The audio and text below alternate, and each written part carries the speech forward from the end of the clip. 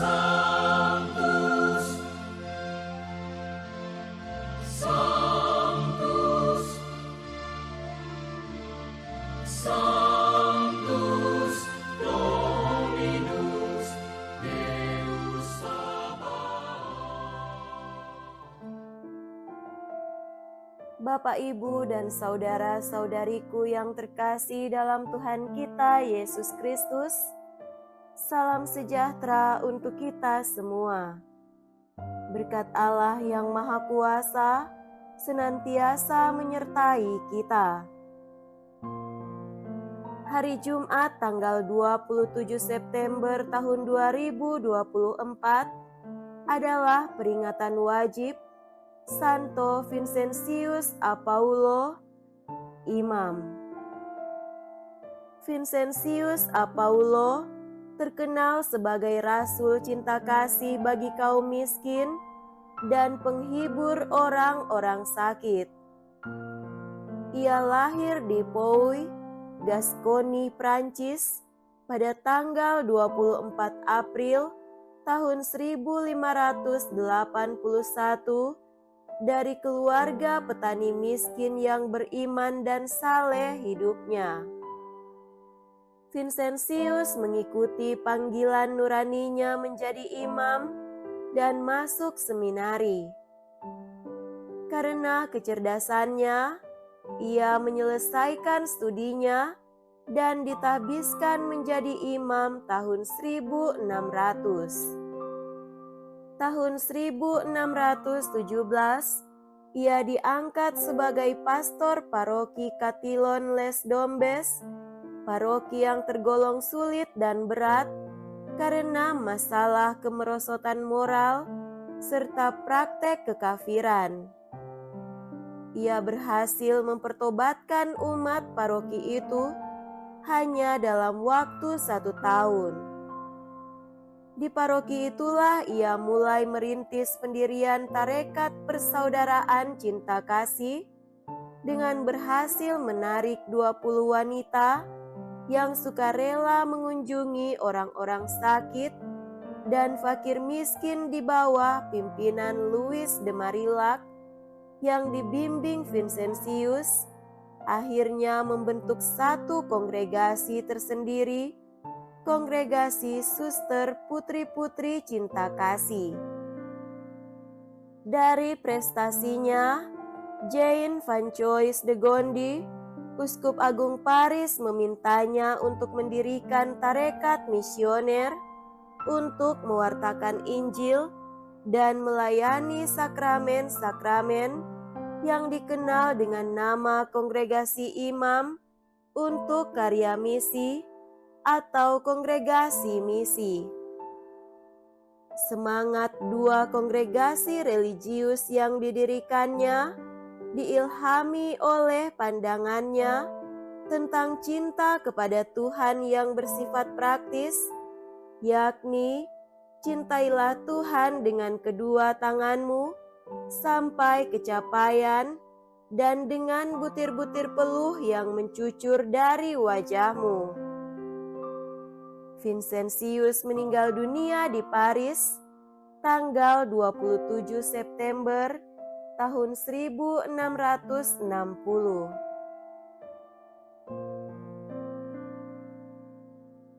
Marilah kita mendengarkan dan merenungkan bacaan-bacaan kitab suci. Dalam nama Bapa dan Putra dan Roh Kudus. Amin. Bacaan pertama dari kitab Pengkhotbah, bab 3 ayat 1 sampai 11. Untuk segala sesuatu ada waktunya, untuk apapun di bawah langit ada masanya. Ada waktu untuk lahir, ada waktu untuk meninggal, ada waktu untuk menanam, ada waktu untuk mencabut yang ditanam. Ada waktu untuk membunuh, ada waktu untuk menyembuhkan. Ada waktu untuk merombak, ada waktu untuk membangun. Ada waktu untuk menangis, ada waktu untuk tertawa. Ada waktu untuk meratap, ada waktu untuk menari. Ada waktu untuk membuang batu, ada waktu untuk mengumpulkan batu. Ada waktu untuk memeluk, ada waktu untuk menahan diri dari memeluk. Ada waktu untuk mencari, ada waktu untuk menderita rugi. Ada waktu untuk menyimpan, ada waktu untuk membuang. Ada waktu untuk merobek, ada waktu untuk menjahit.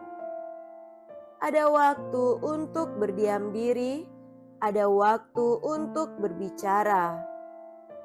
Ada waktu untuk mengasihi, ada waktu untuk membenci. Ada waktu untuk perang, ada waktu untuk damai. Apakah untung seorang pekerja dari yang dikerjakannya dengan jerih payah? Aku telah melihat pekerjaan yang diberikan Allah kepada anak-anak manusia untuk melelahkan dirinya. Allah membuat segala sesuatu indah pada waktunya, bahkan Ia memberikan kekekalan dalam hati mereka. Tetapi manusia tidak dapat menyelami pekerjaan yang dilakukan Allah dari awal sampai akhir. Demikianlah sabda Tuhan. Syukur kepada Allah.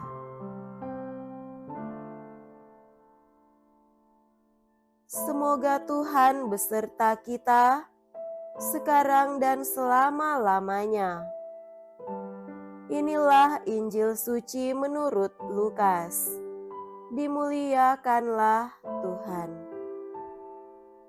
Injil Lukas bab 9 ayat 18 sampai 22.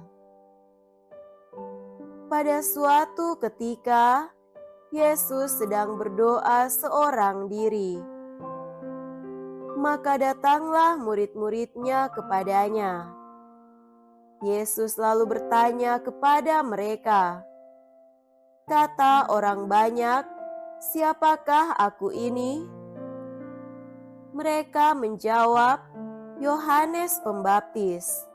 Ada juga yang mengatakan Elia, ada pula yang mengatakan salah seorang nabi dari zaman dulu telah bangkit. Yesus bertanya lagi, "Menurut kalian, siapakah aku ini?" Jawab Petrus, "Engkaulah Kristus dari Allah." Dengan keras Yesus melarang mereka memberitakan hal itu kepada siapapun. Ia lalu berkata, "Anak manusia harus menanggung banyak penderitaan dan ditolak oleh para tua-tua, oleh para imam kepala dan para ahli Taurat, lalu dibunuh dan dibangkitkan pada hari ketiga." Demikianlah sabda Tuhan. Terpujilah Kristus.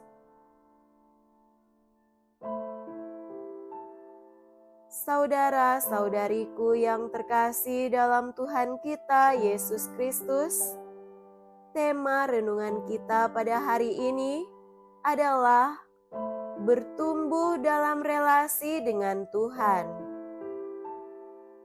Rina, seorang anak SMP, tiba-tiba berubah. Ia yang dulu sangat rajin mengikuti kegiatan-kegiatan doa di gereja maupun di lingkungan, sekarang menjadi seorang siswi yang malas. Bahkan doa sebelum makan pun dibuat asal-asalan. Ketika orang tuanya bertanya tentang perubahan dirinya, Rina menjawab, "Saya kesal sama Tuhan. Tidak ada satupun permohonanku yang dikabulkannya." Renungan ini adalah warta untuk Rina dan orang-orang yang mengalami hal yang sama dengannya. Saudara-saudariku terkasih, menjadi pengikut Tuhan itu memang memerlukan proses relasi, dari relasi memanfaatkan ke relasi percaya. Jangankan Rina yang masih SMP, para murid juga menempuh proses ini. Pada tahap relasi memanfaatkan, para murid memahami Yesus menurut pengertian, kemauan, dan kebutuhan mereka. Ia diharapkan sebagai tokoh pembebas bangsa Israel dari penjajahan Romawi. Mereka mengharapkan bahwa kelak Yesus akan menyertakan mereka dalam kekuasaannya. Tetapi Yesus menuntun mereka dengan penuh kasih, sampai akhirnya mereka sampai pada pemahaman yang lebih menyeluruh tentang dirinya.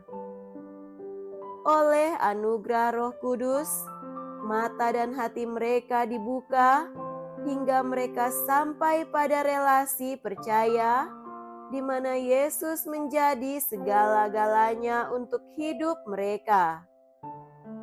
Kata-kata pengkhotbah terjadi dalam diri para murid bahwa segala sesuatu ada waktunya bagi orang yang mau mengikuti Tuhan dan belajar percaya pada rencananya.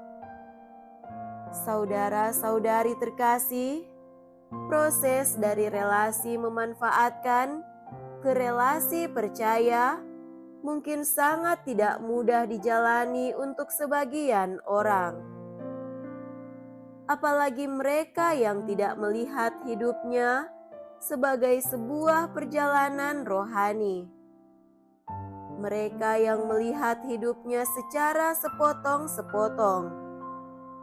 Sebagai pengikut Kristus, kita diajak untuk melihat hidup kita sebagai sebuah perjalanan rohani, relasi dengan Tuhan. Ada kondisi yang ingin kita capai bersama Tuhan. Kondisi itu adalah hidup yang dipenuhi Roh Kudus, sehingga kita percaya sepenuhnya pada penyelenggaraan Tuhan, dan Tuhanlah sebagai satu-satunya yang kita rindukan dalam hidup ini. Dalam cara pandang ini, semua pengalaman kita kemudian menjadi guru atau menjadi cara Tuhan untuk mengajari kita untuk terus bergerak menjalin relasi yang lebih baik dan lebih berkualitas lagi dengan Tuhan, menuju relasi percaya sebagai seorang anak pada Bapanya. Semoga demikian. Amin. Dalam nama Bapa dan Putra dan Roh Kudus. Amin.